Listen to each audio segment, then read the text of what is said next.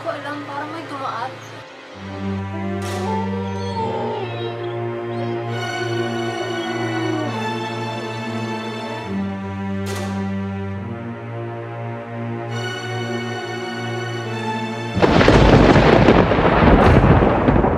Tapos, lumapit ako sa kanya. Inilapit niya ang kanyang bibig sa mukha.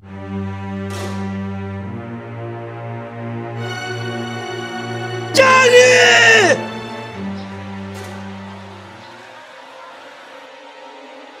Ate? Ano yan? Hindi ko alam. Pero mukhang delikado. Takbo!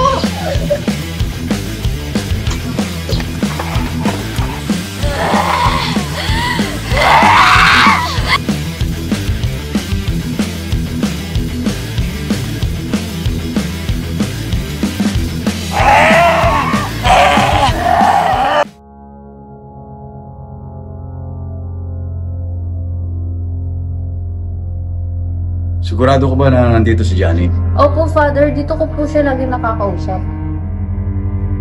Kasi, nag-iinip ako ng isang gabi. Humingi siya sa akin ng tulong. Gusto niya nang magbago.